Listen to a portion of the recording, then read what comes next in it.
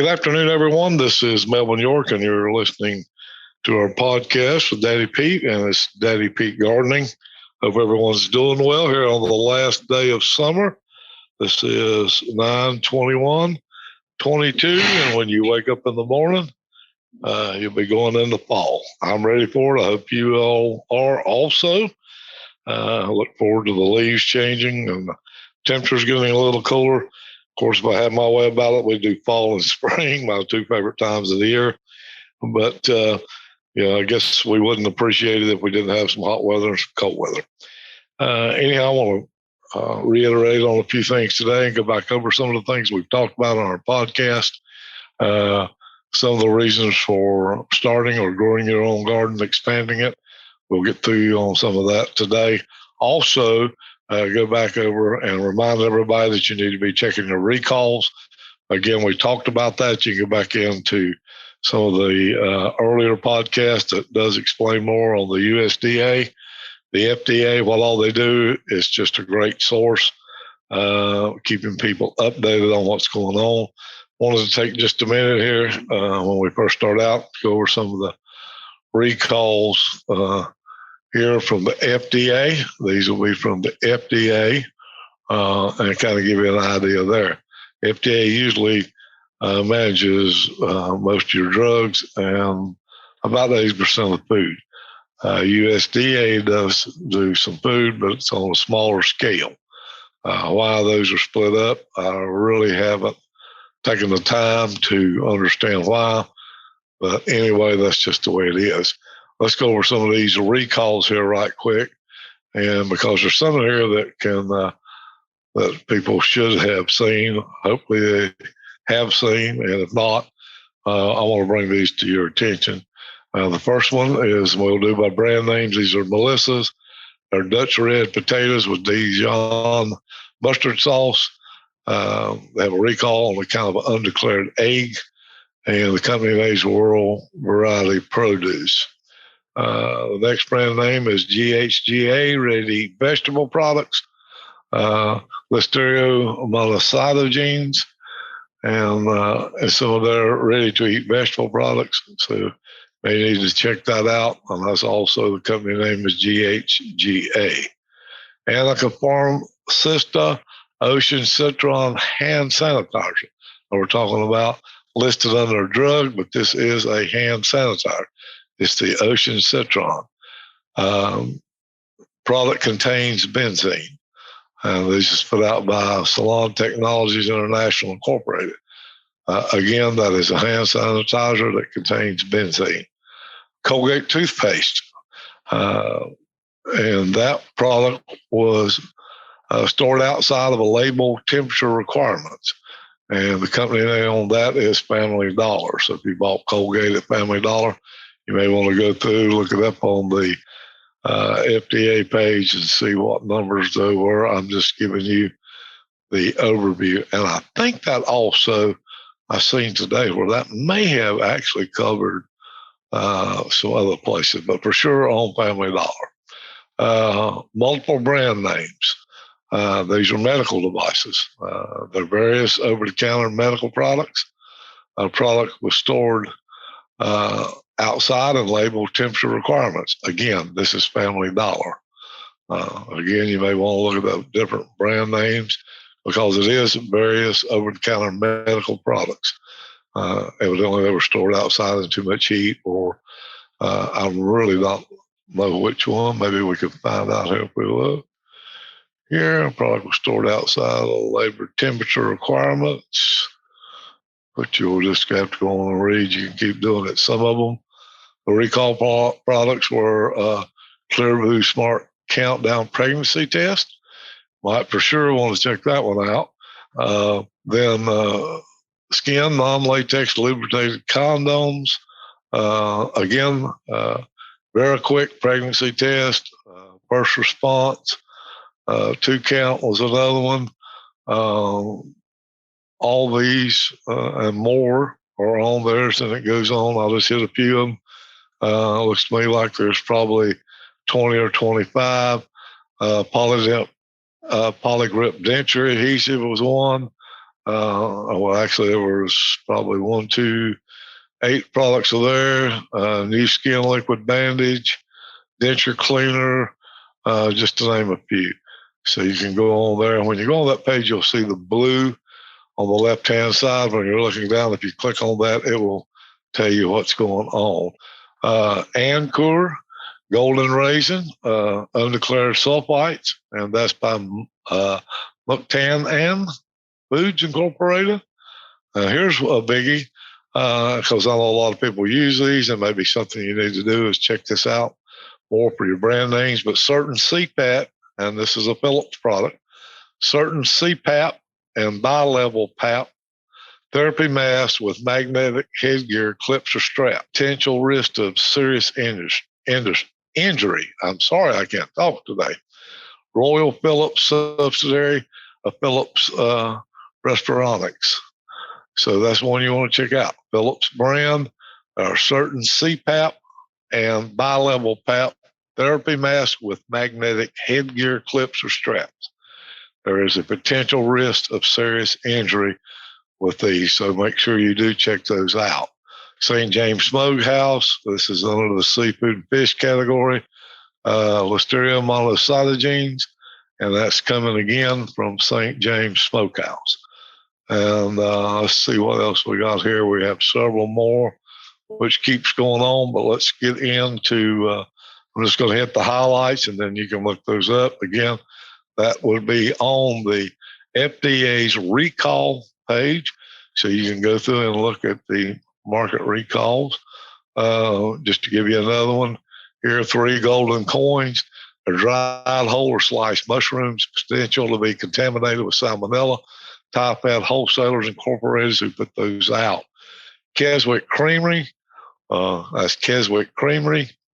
Various cheeses, potential to be contaminated with Listeria monocytogenes. Keswick Creamery. So that's another one. Whole Foods Market 365. Organic creamy Caesar dressing, undeclared soy and wheat allergen. That was put out by Van Law Food Products Incorporated. Just to give you a few. Now, here's things that's getting me. Market Pantry, white fudge animal cookies. These are something you usually give to your kids. Undeclared soy and wheat. So, again, that's Van Law. I'm sorry. That is DF Stauffer Biscuit Company. Okay. And that was with a foodborne foreign object. Let me start that one again. Market Pantry, white fudge animal cookies, food and beverages is what it's listed under. Foodborne foreign object in those cookies. DF Stauffer Biscuit Company. We go on down. I'm going to take just a few more things here just to kind of give you an idea of what's going on. These recalls have been doing. We've got Easy Noble Sushi, unlabeled eggs, milk, and wheat in that. And that's by Easy Noble Sushi Company. Here's another one, magnesium citrate saline laxative oral solution. That's multiple brand names. That can be under different names if you keep magnesium citrate saline as a laxative in your house.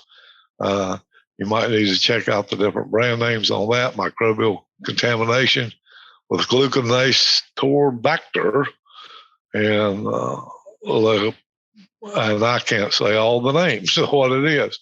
But anyhow, it does have a microbial contamination. That's by Vijon LLC. So you may want to look on that and see who actually produced that. Another one, a major brand is milk and magnesium, magnesium hydroxide, aluminum hydroxide, simethiconium, and oral suspension, microbial contamination. That's by Plasticon Healthcare LLC, just to give you a few. And the list goes on and on. So these are the things that you do want to keep up with every day. Takes you a minute. You can go on to the USDA page. You can also go on to the FDA page, sign up for these recalls. They'll pop right into your email every morning or whenever they come through, and that'll help. We're talking about gardening and expand those. If you've been going to the grocery store, You've noticed that the shelves are having more empty spaces, less than one product on there, quality of a lot of your produce, some of your meats. You've noticed there's more fat in the meat. The cuts are not as nice and as crisp as they were in your meats. Look also in your produce, you're finding that usually there's produce now being sold on the shelves that I would say 2 years ago would have not made it to the shelf. Some of it doesn't look that good. And again, shortages there. I was in a store yesterday, we talked about this on the other podcast. Shortages was the lettuces were, that's an iceberg. It was been trimmed down to half the size and it still looked old and wilted. Cucumbers, just your regular long green eating cucumber, were just a handful there, and they were crooked, yellow on the ends, big, small on one end. No, what you say, quality at all. Wouldn't even have been a number 4 cucumber if you were number 1 was the best. This would be less than that. Again, carrots was something that I seen. Actually, on carrots, I did see where they had trimmed the top off. Actually, the tops are starting to grow back out about an inch. Celery was one thing that they had pulled the outer stalks on it to make it look nice, spread it off, rewrapped on again. So these are the things when you walk through the store, you're seeing paper products. You're seeing some canned goods not on the shelf. You're seeing meat, shortages in different slots of meat. Have you noticed the price of sodas lately? One brand that I buy, I like to buy in the 12-pack of cans. Within the last 2 years, you bought those 3 for $9, 3 12-packs for $9. I bought a 12-pack today, priced it at 2 different stores before I bought, was $6.50. So actually the price of a soda has doubled. Luckily, that's something I don't need. But not only that, everything else is just about sky high. We looked at fresh apples this year in the mountains. I noticed some apple were as high as $17 per peck. I keep in mind there's 4 pecks to a bushel. I did not see what they offered a bushel for. Usually is a little less than peck price. But if it was not, any way you go about it, at $17 a peck, that would be $68 a bushel for apples. And these were not overly the large apples. These were medium-sized apples, which I did decide not to purchase those at $17. I do love fresh apples, and I love them here where I can get them close to the mountains. But again, inflation's outrunning my bank account. So we have to pick and choose. Gardening. Make sure that you have that garden ready. There's things you can still plant. Go back on the podcast. There's things that you can plant now that'll come on early in the spring for you. You don't have to wait till spring to plant some things. Go ahead here in the next few weeks. You can get those planted. Those will overwinter, come on back out, and they'll be ahead of anything that you plant next spring. You'll be getting produce while most of the other plants are either coming up or getting established well. Something we want to do. So if you're one that, and I'm guilty myself a lot of times, I will come to the computer, click on the grocery list, and hit, bring it to the parking lot, throw it in the car for me, and that's all well and good. But I really don't know what's going on unless I do go through these stores. So I have chose now to quit that process, started going through the stores, and I can actually see the shortage. I don't have to go through the news or take anybody's word for it. And I would suggest, just so that you will, a lot of times a picture, they say, is worth 1,000 words. What I would do is the next time I was going to order my groceries, can that, write out a regular old-fashioned list, walk through that store and see what's going on. See where the empty spaces are. Really take a look at the prices. Go back and compare your grocery list from a year, 18 months ago, and you can see just how much is going on. Things that you need to purchase, things that you may have to change some of our eating habits around a little bit. One thing I do encourage you not to do is to buy something that your family don't eat. A lot of people will do this and they get in a panic. Well, I need to put this up, or I need to put this up, and I need to save this. And I'm glad you're wanting to start your little stockpile for an emergency situation. But again, don't stockpile things that your family doesn't eat. It does you no good. You've wasted money, you've wasted shelf space, and you've taken it off the shelf for somebody who does enjoy that certain product. So let's be mindful of that when we go through. I do appreciate you listening in. Today's been more or less just a little bit of a refresher on what's going on and about our gardening. Now's a good time to amend all those raised beds. If you don't have crops go in, so a cover crop, turn that in for a green fertilizer for next year. Just roll it over, nitrogen in that as well, and we'll keep that going. If, in fact, you are looking for some amendments, you can go to daddypeace.com, our page, and it will tell you what to amend what. If you're building new beds, we offer several different varieties of soil, from a raised bed to a lawn and garden, that both work well in raised beds. You can use those. Ask a question. We'd love for you to. Just click on our podcast button, leave a comment, or ask a question. We'll for sure answer. That's something we do. We want to make sure that all of our listeners, all of our customers do get an answer. And we're really here to save you money, and hopefully we give you the best advice that will do that. Not only that, but provide you with a nutritious, fresh vegetable or fruits when we're talking. That's what we want to do. We want to share that with you. Also, you can sign up for our monthly newsletter that gives you gardening tips, lets you know what you can plant that month ahead and go on. So that kind of keeps you in the know. When you sign up for that, I don't know if you can do that or not, but you may be able to go back to the archive. I don't really know. I need to find out if we have an archive of our monthly newsletters. If we do, I may answer some other things where you can plan a little bit more ahead. Now, one other thing I'm going to remind you of, again, this is the last day of summer. Fall is coming on. Keep your eye on seeds. Keep in mind, in North Carolina, the seeds that are on the store shelves today are only good until December 31st. Then they have to come off. They're only there for 1 year at a time, whereas seeds will last for several years. But they get discounted heavily in that month. Usually in November, you'll start seeing them get discounted really good, because then everybody's got Thanksgiving, they got Christmas on their mind, nobody's got planting, as a rule of thumb.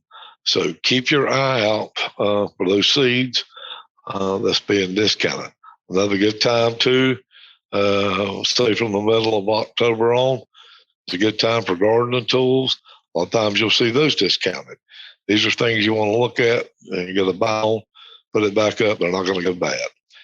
So anyway, we do appreciate all you guys listening in. We do thank you for the questions you have sent in and the comments, and we encourage you to do more. And we'd also encourage you to grow your own food, grow your vegetables. It's healthy. You do know you have them. You know where they came from. You've got the freshness that you're not going to get in the grocery store. I'm sorry to tell you, it's not going to happen. Even at the best store, it still has to be harvested and shipped in and handled several times before it comes to your table. So you can't get nothing fresher than going to outside your yard, picking that vegetable, bringing it straight in the house and preparing it and eating it. There just isn't anything any better, taste-wise, nutrition-wise, whatever. So keep those things in mind. Well, until next time, this has been Melvin York, and you've been listening to Gardening with Daddy Pete.